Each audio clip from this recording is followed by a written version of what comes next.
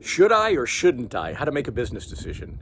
So I've got a client who had a conversation with me a couple days ago, and he said, hey, we have an opportunity to expand our business into San Diego, and there's somebody that wants to partner with us and become kind of an affiliate and get an override on expanding our business into San Diego.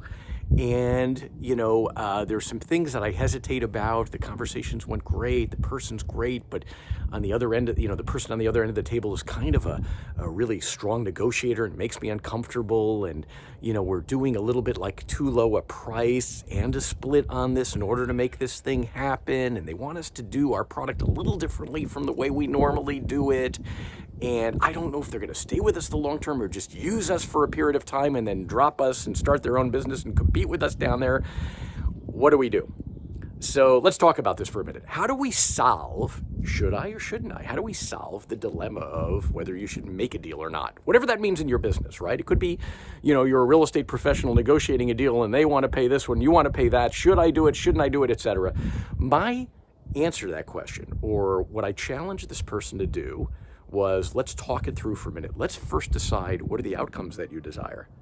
What are the top 2 or 3 outcomes that you desire in general, big picture with this, right? What do you want? Kind of a simple question to ask, what do you want? But kind of a hard question for us to answer as business professionals. So he said, well, you know what? One of the strategic plan initiatives for our company was to expand into that very market.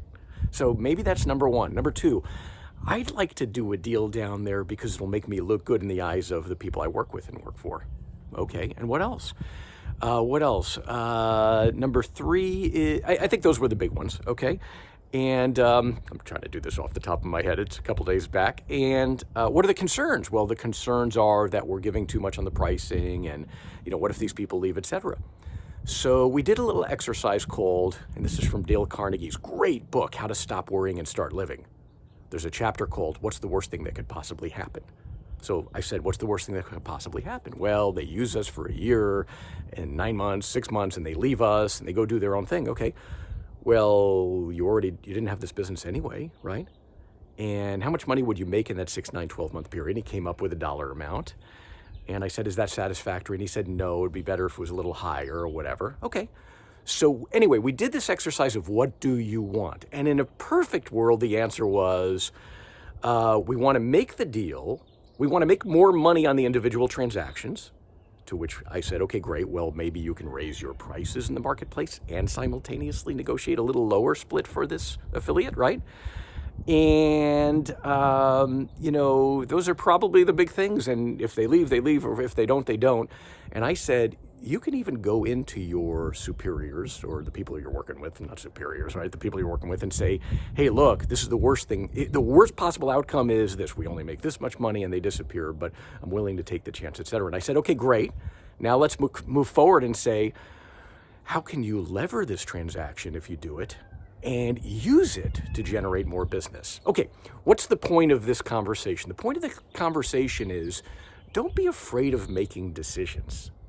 Okay, I'm not saying you have to say yes and take action on every possibility that comes your way, but prioritize what are the outcomes you desire, and are you going to get them from the transaction? And if you do, then don't let the little stuff bother you, and don't hesitate to say openly, this is what bothers me, and this is what bothers me. Can we do a little bit better on this? And how about this one? Are you ready? Here's the punchline. My old business coach, Keith Cunningham, used to say to me all the time, don't count other people's money. Meaning, if you have an opportunity to do a transaction and it puts you in a better place than you were in yesterday, stop looking around what everybody else is doing and make the deal.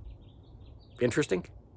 Okay, folks, my question for you today is, what area of your business are you procrastinating on that you could make a deal that would advance you a little bit incrementally? What are you holding off on? Be decisive.